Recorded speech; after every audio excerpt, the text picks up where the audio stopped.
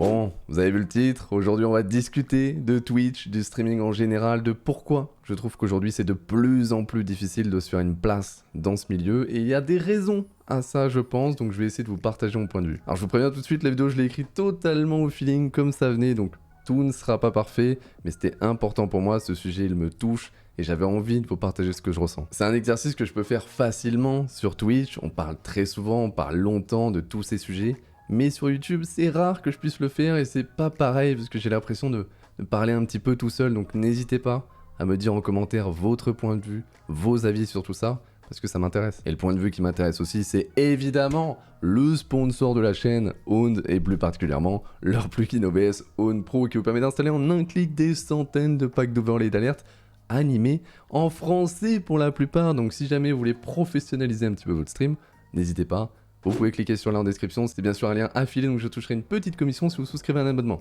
Merci, et bonne vidéo. Depuis quelques mois, voire années, on sent que le streaming français se professionnalise.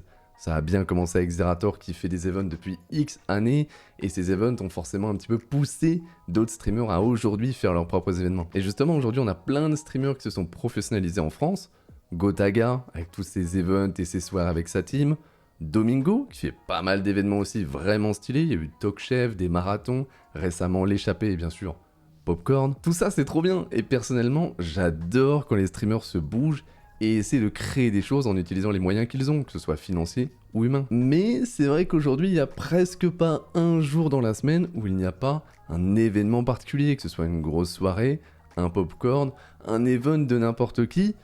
Et pour moi, c'est bien. Moi, je suis très content parce que je suis pour la professionnalisation du streaming et je trouve que c'est bien d'avoir des events comme ça et je pense que les viewers sont contents d'avoir ce genre de soirée. Mais aujourd'hui, j'aimerais justement vous parler du point de vue des streamers et ça fait un moment que je pense à ça, mais ce qui m'a vraiment donné envie de vous faire cette vidéo, c'est le dernier passage de Sardoche dans Popcorn où il a expliqué qu'en gros, aujourd'hui, il ne se retrouve pas vraiment dans le streaming français. Alors bien sûr, il y a plusieurs raisons à ça dont on va pas parler aujourd'hui, mais il a bien fait comprendre que lui à la base c'est un streamer de jeu, sa passion c'est de jouer et de tryhard. Et cette méta du stream, on fait beaucoup de grosses soirées, feats, des événements IRL, ce genre de choses, il a du mal à s'y retrouver. Et je pense que cette sensation, pas mal de streamers la partagent. Ce qui encore une fois n'est pas forcément mon avis, parce que je suis plutôt pour ce genre de choses et si un jour je deviens un gros streamer, je pense que je ferai ce genre de gros événements. Ensuite, que des streamers qui veulent simplement faire leur stream tranquille en jouant ou en discutant avec leurs viewers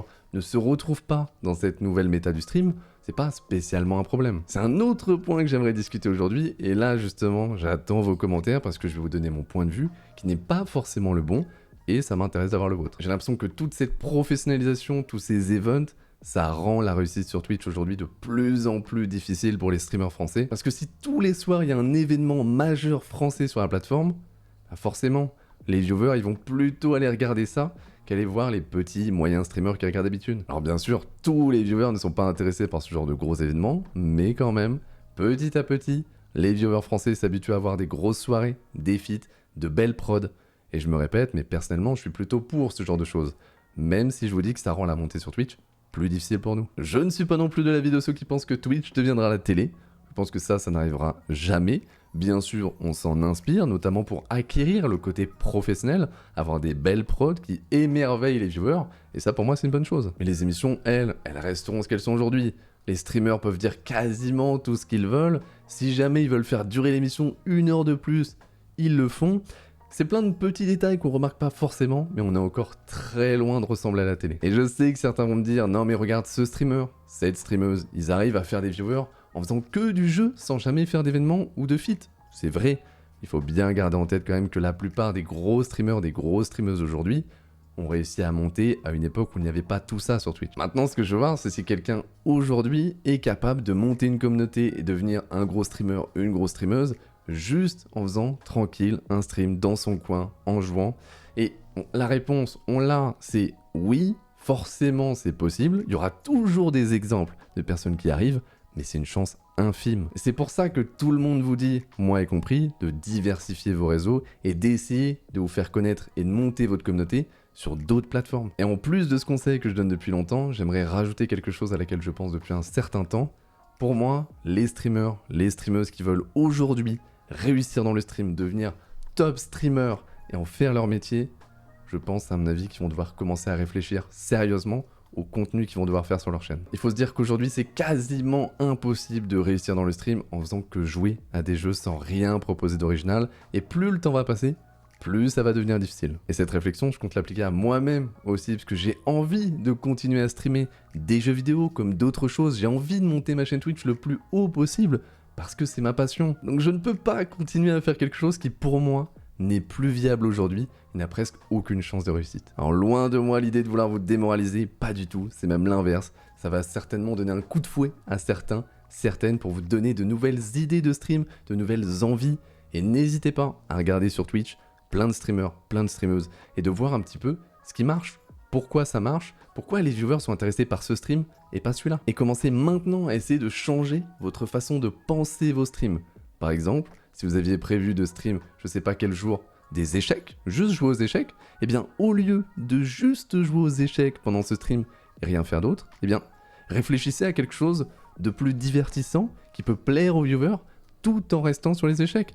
Par exemple, vous pouvez essayer de faire jouer les viewers quelques parties avec un système de vote pour les différents coups. N'importe quoi, mais essayez d'intégrer dans vos streams, dans vos jeux, du divertissement pour les viewers, parce qu'au final, plus le temps passe et plus les viewers sont divertis par justement les gros events, les gros streams français, et au final, les petits streams qui font que jouer à des jeux ne sont presque plus assez divertissants pour les viewers. En tout cas, c'est mon point de vue actuel, il peut changer, et il changera certainement. N'hésitez pas justement à me dire en commentaire, à me donner votre avis, ça m'intéresse, peut-être que vous êtes totalement contre ce que je suis en train de dire, et justement, c'est ça qui est intéressant. De mon côté, je vais expérimenter des choses parce que le stream, c'est ma passion et j'ai envie de la pousser jusqu'au bout.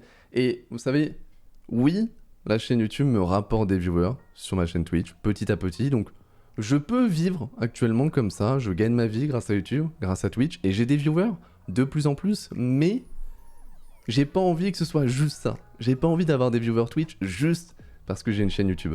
Donc j'ai envie d'essayer des choses, et je vais le faire. Et au pire, si vous essayez, si j'essaye, et que ça marche pas, on s'en fiche, on recommence, jusqu'à ce qu'on trouve le combo parfait qui vous plaît et qui plaît au public. Merci de m'avoir écouté, j'ai vraiment aimé faire cette vidéo, ça m'a permis de partager un petit peu ma pensée, et pour une fois, sur YouTube, c'est pas toujours simple de le faire, donc je suis content de l'avoir fait. Comme d'habitude, vous connaissez la chanson, n'hésitez pas à vous abonner et à activer la petite cloche si ça vous a plu, ça aide beaucoup pour le référencement. Vous pouvez me retrouver sur Twitch avec des nouvelles choses qui arrivent justement les mardis, jeudis, dimanches à partir de 19h et le vendredi à 9h. Et comme d'habitude, amusez-vous!